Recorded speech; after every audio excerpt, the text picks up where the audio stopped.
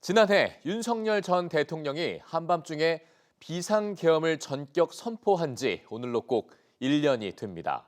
이 계엄은 국회와 시민의 힘으로 6시간 만에 철회됐지만 혼란은 민주주의의 기본 질서를 흔들었고 학교 현장 역시 큰 충격을 겪었는데요. 지난 1년 동안 우리 교육이 겪은 갈등과 회복의 과정, 그리고 앞으로의 과제를 송성환 기자가 돌아봤습니다.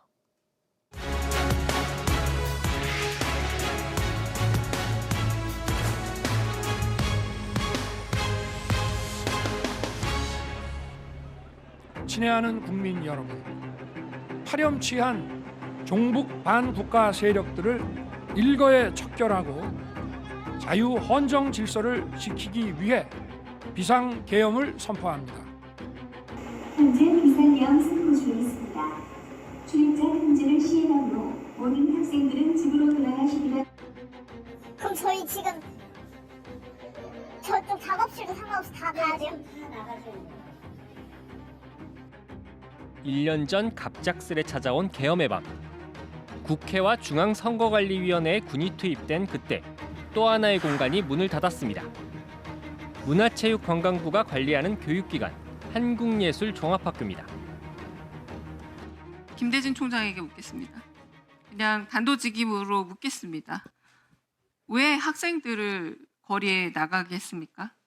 정말 당황스러운 상황에서 어떤 결정을 내려야 될지가 굉장히 힘들었고요. 수용하는 편이 차라리 덜 위험하지 않겠나라는 단순히 학생 안전 차원에서의 접근이었습니다. 아무런 설명도 없이 막차도 끊긴 시간에 거리로 내몰린 학생들. 정치적인 위기 상황에서 학생들을 그냥 밤 길거리에 내모는 게 그게 보호 조치라고 할 수 있을까? 학교 폐지 조치를 내린 주체가 어디냐? 학교 본부냐? 아니면 문체부냐? 아니면 그 더 위에 정부냐에 대해서 명확한 답변을 주지 않았었고. 국무총리와 문체부 장관의 3분 통화 직후 폐쇄령이 내려진 사실이 수사로 확인됐지만 어떤 이유로 학교가 학생들을 내쫓아야 했는지 지금도 안개 속입니다.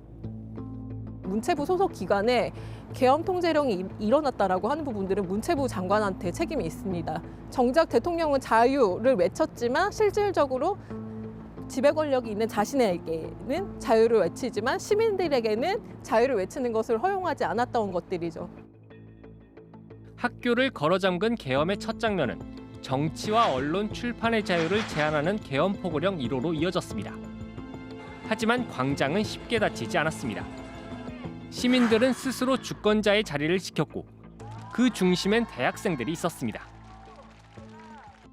모두 함께 이 부당함을 끝냅시다. 함께라면 우리는 두려울 것이 없습니다. 나의 숙명은 여기에 당신들과 함께 민주주의를 지키는 데 있습니다. 10수년 동안 열리지 않던 학생총회가 전국에서 잇따라 성사됐습니다.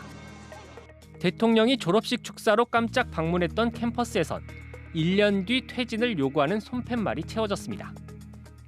여러분의 꿈과 도전 그리고 용기와 패기를 저는 강력히 지지하고 응원합니다. 비상계엄 선포에 따른 윤석열 대통령의 퇴진을 요구한다에 찬성하시는 분께서는 피켓을 높게 들어주시길 바랍니다. 휴학생 포함해서 한 2만 5천 명 정도가 연세대 학생인데요. 그중에 10분의 1 이상이 한 자리에 모여야 돼요. 그러니까 2,500명 이상이 한 날 한 시에 한 장소에 모여야 되는데 더구나 멀리 있는 학생들도 있고 운동선은 엄청 추운 날이었던 걸로 기억을 해요.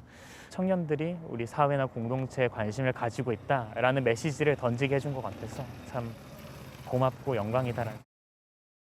대학가의 움직임은 금세 더 어린 학생들에게 이어졌습니다. 대한민국의 민주주의가 빼앗기기 위기에 처한다면 우리는 온몸으로 저항할 것입니다.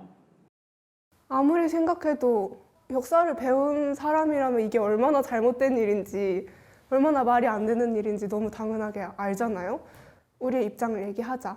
우리도 어엿한 시민들이고 이야기를 하는 게 맞다라고 생각이 들어서 그때 제안을 했었습니다. 경남 산청에서 시작된 57명의 외침은 얼마 지나지 않아 청소년 5만 명의 시국선언으로 퍼져 나갔습니다. 청소년 언론은 이 과정을 자신들이 통과해온 민주주의의 역사로 기록했습니다. 계엄이라는 것 자체가 저희 세대에서는 경험해보지 못한 교과서에만 나오는 그런 역사적인 사건이기 때문에 이런 긴박한 심각한 상황에서도 청소년들이 어떤 규탄하는 그런 움직임을 보였다라는 것을 역사에 남기고 싶었던 것 같습니다.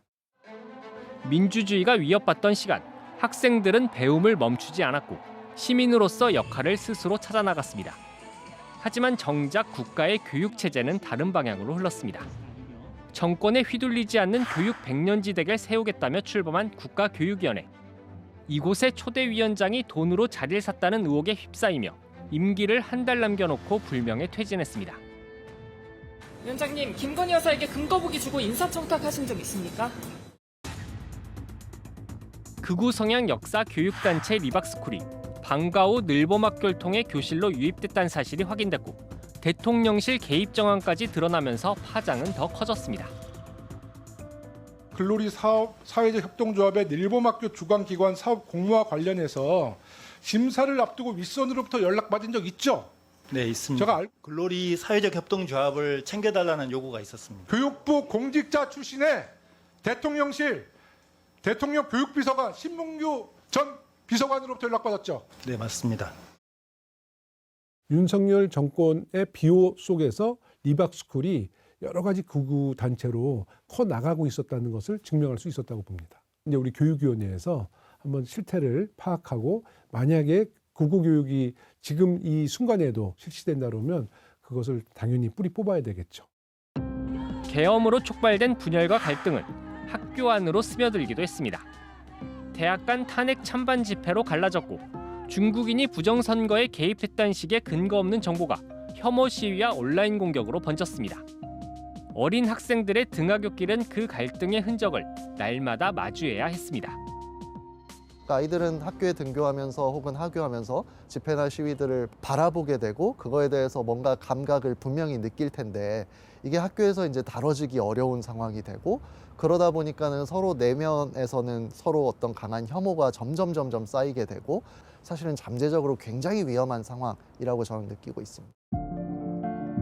민주주의의 위기는 학교를 위협했지만 그 속에선 새로운 다짐과 배움의 진전도 있었습니다. 지난 1년의 시간, 우리 교육 현장은 무엇을 배웠을까? 이론적으로 그냥 민주주의에서 배운 것보다 내가 살고 있는 이곳 대한민국이라는 곳에서 이런 불법적인 비상계엄이 일어났을 때 그 민주주의를 바로잡는 우리 국민들의 모습과 또 자기 자신을 바라보면서 민주주의를 깊이 있게 생각할 수 있는 교육의 기회가 되었다.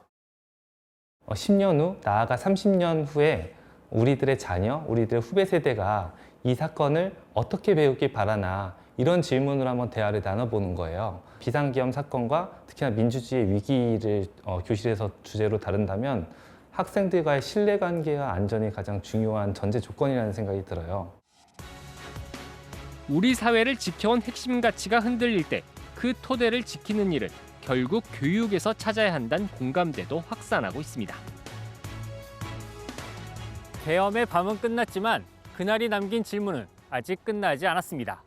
우리 민주주의의 토대는 얼마나 허약했는지, 그리고 그 기틀을 다시 세우기에 우리가 해야 할 일은 무엇일지, 이제는 그 답을 교육이 써야 할 시간입니다. EBS 뉴스 송성환입니다.